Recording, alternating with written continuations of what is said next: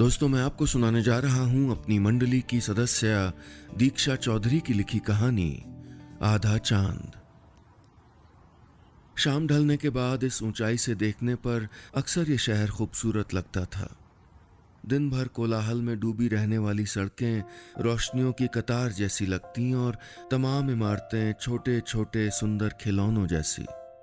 उस शाम हम नाहरगढ़ के पास वाले रेस्टोरेंट में बैठे थे। अंदर केबिन के बजाय मुझे यहाँ बाहर खुले आसमान तले बैठना पसंद था। मनन मेरा हाथ अपने हाथ में थामे कोई गीत गुनगुना रहा था जिसके बोल मुझे सुनाई नहीं दे रहे थे। बस एक धुन सुन रही थी, बहुत मीठी सी, बिल्कुल मनन के साथ जैसी। थोड़ा जोर से गाओ ना, मैंने कहा तो वो हमेशा की तरह बोला, सुनाऊंगा किसी दिन, बस थोड़ी रिहर्सल और। मनन, इतने नखरे। उसने मेरे होठों पर अपनी उंगली रख दी। सायरा, बोला ना परफेक्ट होते ही सुनाऊंगा, अब ये बात खत्म। और फिर मेरे गाल पर अपने होठ टिका दिए। मैं हंस दी। ये क्यों? मैंने पूछा। बात मनवाने की रिश्वत, उसने कहा और हम दोनों खिलखिला कर हंसने लगे। कैसी प्यारी प्यारी शरारतें करता था ये संजीदा दिखने वाला लड़का। पागल। हम 2 साल से साथ थे और हर दिन मैं उससे थोड़ी और मोहब्बत कर बैठती थी। हम कोई और बात करते इससे पहले एकांश भी आ गया। एकांश मेरे कॉलेज का बेस्ट फ्रेंड, एमबीए के बाद यूएस चला गया था। अब हफ्ते भर पहले ही लौटा है, पूरे 4 साल बाद। जब से लौटा है रोज मिलते हैं हम। थोड़ा और देर से आ जाते, मैंने एकांश से कहा तो उसने हमेशा की तरह अपने बहानों की लिस्ट खोल दी। अरे सायरा, मैं तो टाइम से निकला था पर ट्रैफिक जैम। बहुत पुराना बहाना है एकांश, मैंने कहा और मनन हंसने लगा। एकांश की पुरानी आदत है देर से आना और फिर यही वाला बहाना बनाना। ये लड़का भी ना वैसे का वैसा ही था अब तक, बिल्कुल लापरवाह। अंदर चलें क्या? एकांश बोला। यहीं बैठते हैं ना, मैं और मनन एक साथ बोल पड़े। ओके, एकांश मुस्कुरा कर बोला। हम वहीं बैठ गए। एकांश मनन को कभी हमारे कॉलेज के तो कभी अपने यूएस वाले दोस्तों के किस्से सुनाता रहा। कितना हंसे थे आज हम लोग, लगा जैसे इस पहाड़ी शाम में कॉलेज कैंटीन लौट आया है। बेवजह की बातों पर पेट पकड़ पकड़ के हंसता हुआ। अच्छा, अब आगे क्या प्लान है एकांश? मनन ने पूछा। नवंबर तक परमानेंटली लौट रहा हूँ। अंकल का बिजनेस है यूएस में, वही ज्वाइन करूंगा। ओह ग्रेट, पर शादी में आना पड़ेगा। हाँ? किसकी शादी? एकांश ने बेपरवाही से पूछा। मेरी और सायरा की, और किसकी? मनन ने कहा। वो हौले से मुस्कुरा दिया। जरूर, सिर्फ इतना बोला। मैंने देखी थी उसकी आंखों में अचानक से पसरी खामोशी। हंसी की जगह अचानक उगाई वो जरा सी उदासी। मेरा वहम था या सच में उसे बुरा लगा था? नहीं, उसे क्यों बुरा लगेगा। मैं घर लौटने के बाद भी इन्हीं 2 सवालों में उलझी थी और मन न जाने कब का निकल चुका था जवाब तलाशने, पूरे 4 साल पीछे। रात का स्याह अंधेरा आधी खुली खिड़की से कमरे में भी उतर आया था। मनन मुझको ड्रॉप करके लौट चुका था। रीच्ड होम, उसका मैसेज आया तो मैंने ओके गुड नाइट बोलकर फोन एक किनारे रख दिया। रोज इस वक्त हम ढेरों बातें करते थे, अभी अभी मिलकर लौटे हों फिर भी। प्यार में दिल थोड़ा लालची भी हो जाता है, हर पल करीब रहने का लालच छोड़ता ही नहीं। मगर आज मन कुछ अजीब सा था, अजीब जिसमें ना उदासी गले लगाए ना मुस्कुराहट होंठ चूमे। जब से लौटी थी एकांश के उस चेहरे के बारे में ही सोच रही थी। चेहरा जिसके कई मतलब थे या फिर शायद एक भी नहीं। मुझे कॉलेज के दिन याद आने लगे जब मैं और एकांश एक साथ थे। मैं उसकी सबसे खास दोस्त और वो मेरी दुनिया सिमटी थी उस लड़के के इर्द गिर्द जो मुझे सिर्फ दोस्त समझता था। वो प्रेम में पगलाए से दिन थे, एकदम बावरे, पहले इश्क की सारी परिभाषाओं पर खरे उतरते हुए। उस पर एकांश का मेरे इश्क से बेखबर होना, वैसे बेखबरी उसके स्वभाव में ही शामिल थी। हमेशा कितना बेफिक्र, कितना बेपरवाह रहा था वो, और कितना दिलफेक भी। हर रोज नई मोहब्बत होती थी उसे, कभी किसी रिया से, कभी किसी पायल से, तो कभी उससे जिसका नाम तक नहीं जानता था। मगर इस सायरा से कभी नहीं। वो रोज नए किस्से मेरे कंधे पे सर रख के सुनाया करता था, कभी हंसते हुए तो कभी उदास होते हुए। वो बोली, वी आर जस्ट फ्रेंड्स। उसका ऑलरेडी एक बॉयफ्रेंड है यार उसने अपना खड़ूस भाई से मेरी शिकायत कर दी। वो कहता और मैं सुन लेती। हमेशा उसकी जुबान पर एक बेगाना नाम, किसी गैर का खास होना। चलते चलते अचानक मैं उसका हाथ थाम लेती थी। हमेशा उसके पसंदीदा रंग पहनती थी और उसके मना करने के बाद अपने सबसे खास झुमके भी हमेशा के लिए छोड़ देती थी। छुट्टियों वाले लंबे दिन हॉस्टल में गुजार देती थी, सिर्फ इसलिए कि शाम को उससे मुलाकात हो सके। मैं कई बार सोचती थी कि इन सब का मतलब उसे समझ क्यों नहीं आता। अरे तुम मेरे नोट्स के लिए पूरी रात जागी, मेरी इतनी फिक्र। जब वो पूछता और मैं कुछ भी नहीं कह पाती थी तो क्यों नहीं समझता था वो उस भीनी सी खामोशी के अर्थ। कितने ही क्यों थे जो मेरे एक तरफा इश्क की ओट में चुपचाप बैठे रहे, इंतजार करते रहे कि वो शख्स जिसके गले से लगने के बहाने तलाशती हूँ, जिसके कंधे पर सर टिकाने के बाद कुछ नहीं बोलती, वो समझ लेगा मेरा प्यार। कि प्रेम में तो शब्दों की जरूरत ना के बराबर होती है।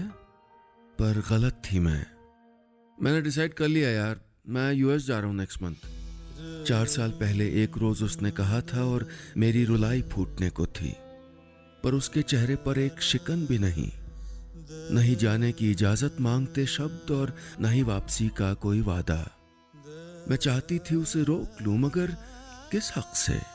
उसकी बेपरवाही ने कोई गुंजाइश छोड़ी ही कहां थी। अतीत के गलियारे दोहरी तासीर वाले होते हैं। कभी गुलाबों सा स्पर्श हथेलियों पर परोस देंगे तो कभी नागफनी सी चुभन सीने में। एकांश से जुड़े अतीत को याद करना भी ऐसा ही था। कुछ दिन मुस्कुराहट भरे तो कुछ लंबी रातें उसे याद करके सिसकती हुई। पर अब खुश थी मैं, सच में खुश। हाँ, ये सच है कि पहला प्यार स्मृतियों में गहरी जड़ें जमाए रहता है, मगर उतना ही सच ये भी है कि दूसरा प्यार भी हसीन होता है। और मनन जैसे इंसान का मेरी जिंदगी में होना किसी नेमत जैसा लगता था मुझे। मनन मेरा कॉलीग था। कब दोस्ती हुई और कब हम जयपुर की गुलाबी शामें साथ बिताने लगे, पता ही नहीं चला। अब सच में मैं नहीं चाहती थी कि एकांश मेरे लिए कुछ महसूस करने लगे। उसका मुझे चाहना रिश्तों को कितना पेचीदा कर सकता था, इसका अंदाजा था मुझे। पर यह कहां पता था कि समय साजिश रच रहा है। उस रोज मैं और मनन ऑफिस से निकले तो एकांश बाहर ही खड़ा था, अपनी स्पोर्ट्स बाइक लिए। चलें? वो हमें देखते ही चहकते हुए बोला। कहाँ? मैंने हैरानी से पूछा। अरे कहीं भी चल देंगे, जयपुर इतना भी छोटा नहीं। अच्छा, लॉन्ग ड्राइव? मनन को एकांश की बात समझने में थोड़ी देर लगी। चलो फिर, मैंने कहा और मैं मनन के साथ उसकी कार की तरफ बढ़ने लगी। सायरा, तुम बाइक नहीं चला रही? एकांश बोला तो मुझे भी याद आ गया। मैं और वो कॉलेज के दिनों में हमेशा उसकी बाइक पर ही जाते थे।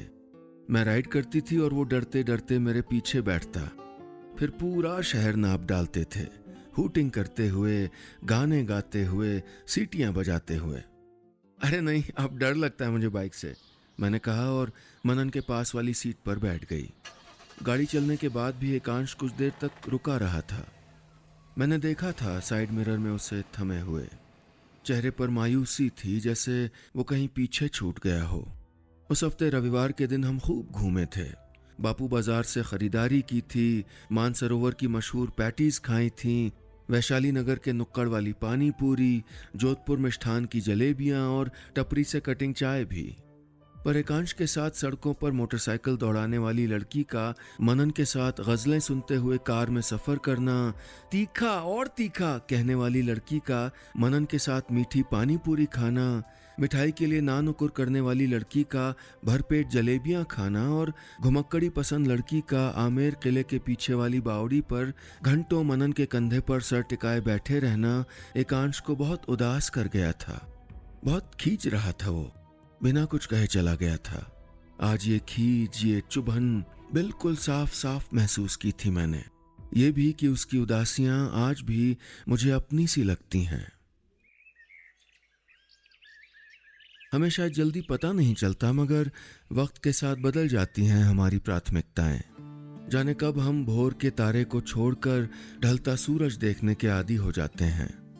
जाने कब आधे चांद को ताकते हुए उदास बैठे रहना छोड़ देते हैं। मैंने भी तो कितना कुछ समय की सलवटों में कहीं छोड़ दिया था। एकांश के जाने के बाद मैंने 2 साल तक राह देखी थी उसकी। उससे वीडियो कॉल या चैट पे बात होती तब भी लाख कोशिशें करती थी कि जता दूं उसे अपना प्यार। कितनी बार तो कहती थी कि तुम्हारे बिना सब थम गया है, पर वो था कि कभी समझ ही नहीं पाया। और अब जब मैं मनन के साथ थी, आगे की जिंदगी उसकी बाहों में बिताने की आरजू पाल ली थी, तब क्यों फर्क पड़ रहा था उसे? क्यों? मैं खुद से ही सवाल जवाब करती रहती अगर उस दिन वो मुझसे मिलने ना आया होता। सुबह के 4 बज रहे थे। फोन बजा तो मैं गहरी नींद से जागी। एकांश कॉलिंग। स्क्रीन पर धुंधला सा दिखा। हेलो, मैंने कहा तो उसकी चहकती सी आवाज आई। सो रही थी क्या? एकांश 4 बजे हैं और क्या करूंगी? अच्छा चलो उठ जाओ, जल्दी से नीचे आओ। क्या पागल हो गए हो क्या, इतनी रात को? मैंने अलसाई सी आवाज में कहा, मगर वो सुनता कहाँ था मेरी बात। जल्दी आओ, आई एम वेटिंग, उसने कहा और फोन काट दिया। मैं डरती डरती नीचे पहुंची कि जाने क्या बात है जो इस वक्त आया है। वो अपनी बाइक लिए खड़ा था, सफेद पायजामे कुर्ते में। एकांश, बहुत जंचता है तुम पे ये। अतीत से आती मेरी ही आवाज मेरे कानों में पड़ी। मैं बिना कोई सवाल किए उसके पीछे बैठ गई। आज भी वैसा ही आत्मीय था उसका साथ। शांत सड़कों से होते हुए 20 मिनट बाद हम उसी पुराने किले की छत पर थे जो हमारा पक्का अड्डा हुआ करता था। मेरी फेवरेट जगह। इसकी पिछली गली में एक गुरुद्वारा था और सामने वाली में एक मस्जिद। तो इसलिए तुम, ओ माय गॉड! मैं खुशी से पागल सी हो रही थी। तुम्हें याद था? मैंने पूछा तो वो बोला, सब। कहते वक्त उसकी आवाज बहुत संजीदा थी, आंखें थोड़ी नम। मैंने चेहरा दूसरी तरफ घुमा लिया। यह भी कि तुम यहां के दुआ क्या मांगती थी? क्या? मैंने पूछा। तुम मेरे कंधे पे सर रख के मुझे ही। सायरा, जानता हूं कि बहुत देर से एहसास हुआ, पर आई रियली, मेरे लौटने की वजह सिर्फ तुम हो। वो बोलता जा रहा था और मैं एक टक देख रही थी उस दीवार को जहां कभी उससे छुपा कर उसका और मेरा नाम लिखा था मैंने। वो अक्षर आज भी उतने ही गहरे थे। किसी का हाथ थाम कर प्यार जताना, कहना कि मैंने तुम्हें बहुत याद किया, कि मैं तुमसे दूर नहीं रह सकता, कि मैं लौटना चाहता हूं। कायनात के ये सबसे सुंदर शब्द होते हैं। बहुत सुंदर होता है वो पल जब कोई हथेली में अपनी उंगलियों से लिख दे अपना ही नाम और कहे कि अब इस पर सिर्फ तुम्हारा हक है। यही तो किया था उस रोज एकांश ने। बोला, जानता हूं तुम अब भी मुझे चाहती हो। तुम्हारा और मनन का रिश्ता परफेक्ट नहीं है, जल्दबाजी में लिया फैसला है वो। और मैं बस सुन के चली आई थी। न हाँ कहा, न इनकार किया। मगर क्यों? क्या सच में मैं अब भी चाहती थी उसे? क्या जाने अनजाने कर रही थी उसका इंतजार? नहीं, मैं मनन से प्यार करती हूं। जितनी बार खुद को यह जवाब देती, खुद से और भी कोफ्त होने लगती। वो इश्क ही क्या जो याद दिलाना पड़े। सोचते सोचते मैं फूट पड़ी, जी भर के रोना चाहती थी। सुबह के 10 बज रहे थे। मैंने मनन के 20 मैसेजेस के बदले एक मैसेज कर दिया कि मैं आज ऑफिस नहीं आ रही। उसने कई बार कॉल की, लेकिन मैंने कोई जवाब नहीं दिया। क्या कहा था एकांश ने? मनन और मेरा रिश्ता परफेक्ट नहीं है, इसलिए क्योंकि हमारी पसंद, हमारा टेस्ट एक जैसा नहीं है। क्या जरूरी है प्यार होने के लिए पसंद नापसंद बिल्कुल एक जैसी होना? नहीं, बिल्कुल नहीं। गजलें सुनने वाले इस लड़के के इश्क में मैं भी कहां याद रख पाती थी कि मुझे कभी पॉप पसंद था।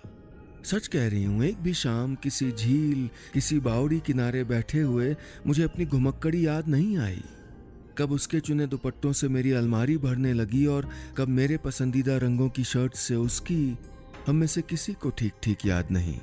इतनी फिक्र, इतना समर्पण, इतनी समझ क्या काफी नहीं थी सच्चे प्यार के लिए? फिर ये सब क्यों नहीं कह पाई मैं एकांश से? तो क्या अब भी मैं उससे? ख्याल जहां से शुरू होते, गोल गोल घूमते हुए वापस वहीं आ थमते। आखिर ये कैसा चक्रव्यूह था? पूरा दिन इसी तरह बीत गया। मैं शाम को बालकनी में बैठी थी जब मनन मिलने आया। फोन क्यों नहीं उठा रही यार? कितनी टेंशन हो रही थी मुझे। उसने आते ही मुझे गले से लगा लिया। कैसे छटपटा उठा था कुछ घंटों भर की दूरी से, पर आज मैं नहीं टिका पाई उसके कंधे पर सर। कुछ नहीं, बस तबीयत खराब थी, मैंने कहा तो वो मेरा माथा छूकर देखने लगा। क्या हुआ? अरे डोंट वरी, अब ठीक हूँ मैंने कहा, पर वो कहाँ मानने वाला था। देर रात तक मेरे पास रुका रहा, मुझे बेड से उठने तक नहीं दिया। डिनर भी उसने ही बनाया और खिलाया भी अपने हाथों से। मेरी जरा सी तकलीफ में इतना परेशान हो जाने वाले, मेरा इतना ख्याल रखने वाले इस लड़के को कैसे बताऊं कि किसी के लौटने का ख्याल मन को कितना बेचैन कर गया है। तुम ही बताओ, अब किसे अलविदा कहूं और किसकी हथेली थाम लूं? कैसे कहूं कि मुझे कुछ समझ नहीं आ रहा मनन।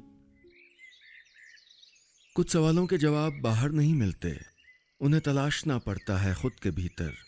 और खुद का मन दुनिया की सबसे मुश्किल किताब है। जाने कब किस तरफ झुकने लगता है, किससे भागने लगता है, कुछ पता नहीं चलता। मैं इसी दौर में थी, परत दर परत कुरेद रही थी अपना मन। उस दिन को हफ्ता भर बीतने को था। मैं दोबारा एकांश से मिलने नहीं गई थी और ना ही वो आया था मिलने। बस कुछ मैसेजेस हर रोज आते थे और मैं उन्हें बिना पढ़े ही छोड़ देती थी। जानती थी क्या लिखा होगा। मनन से भी दूर रहने लगी थी, जाने क्यों भागने लगी थी उससे। नजरअंदाज करने लगी थी उसके चेहरे की उदासी, जिसे वो सबसे छुपाने की कोशिश करता था। मेरी मुस्कुराहट के लिए लाखों जतन करने वाला वो लड़का मेरे सामने ही मुस्कुराना भूल रहा था और मैं कुछ भी नहीं कर पा रही थी। बहुत खुदगर्ज हो गई थी मैं इन दिनों। उस शाम बादल खूब बरसे थे, हवा में बारिश की खुशबू अब तक शुमार थी। मैं और एकांश आमेर किले की पीछे वाली बावड़ी में पैर डुबोए बैठे थे, करीब घंटे भर से एकदम खामोश। तुमने मुझे रोका क्यों नहीं था? एकांश ने धीमे से कहा। तुम रुक जाते, जिद भी तो कर सकती थी। जिद से प्यार नहीं पाए जाते एकांश, मैंने कहा और एक छोटा सा पत्थर पानी में फेंक दिया। आवाज से पास के पेड़ पर बैठे पक्षी एक साथ उड़ गए। वो देर तक उनकी तरफ देखता रहा। एकांश, तुम हमेशा की तरह बहुत देर से आए। सारा, मैंने उसे बीच में ही टोकते हुए कहा, अब ये मत कहना ट्रैफिक जैम था। उसकी आंखों में कब से रुके आंसू अब फूट पड़े थे। एकांश, मैंने दोनों हाथ उसके चेहरे पर रख दिए। एकांश, ट्राई टू अंडरस्टैंड। देखो तुम अब भी स्पेशल हो मेरे लिए, पर वो जगह, मैंने कभी नहीं सोचा था कि उस जगह कोई और आएगा। सोचा था कि अगर तुम नहीं तो कोई नहीं, पर देखो ना, नहीं रख पाई मैं उसे खाली। जाने कब मनन रहने चला आया वहां, सिर्फ उस जगह में ही नहीं, मेरी जिंदगी के हर खालीपन में।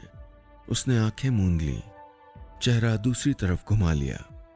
और मनन को मैंने किसी जल्दबाजी में नहीं चुना एकांश, वो तो हौले हौले बस उतरता गया मेरे दिल में। आई रियली लव हिम, मैंने कहा। फिर कितनी ही देर न वो कुछ बोला न मैं। कुछ देर बाद वो उठकर चला गया। मैंने आज भी नहीं रोका उसे। मैं बहुत देर वहीं पानी में पैर डुबाए अकेली बैठी रही। कुछ देर बाद मनन को कॉल करके बुला लिया। क्या हुआ ऐसे अचानक? वो आते ही बोला, कुछ नहीं बाबा, ऐसे ही। क्यों नहीं बुला सकती? वो मुस्कुराता हुआ चुपचाप मेरे पास बैठ गया। मैंने उसके कंधे पर अपना सर टिका दिया। मनन, एक बात पूछूं? पूछो। अगर मैं तुमसे कभी दूर जाने लगी तो तुम रोक लोगे ना? मैंने कहा तो उसने मुझे जरा और करीब खींच लिया। जरूरत ही नहीं पड़ेगी, तुम जाओगी नहीं कभी। अच्छा, इतने श्योर हो तुम? क्या तुम नहीं हो श्योर? मैं भी श्योर हूं, मैंने कहा और अपने हाथ में पकड़ा उसका हाथ हौले से चूम लिया।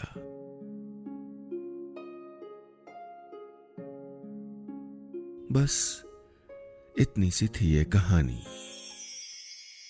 तारीफ करें, शिकायत करें, लेकिन अधिकार से बताइएगा कि हमारी कहानियां आपको कैसी लग रही हैं। और आप तो जानते ही हैं कि फेसबुक पर हमारा ऑफिशियल पेज है नीलेश मिश्रा, NEELESHMISRA, और उसके आगे ब्लू टिक भी लगा होगा, क्योंकि नक्कालों से सावधान हमारी कोई शाखा नहीं है।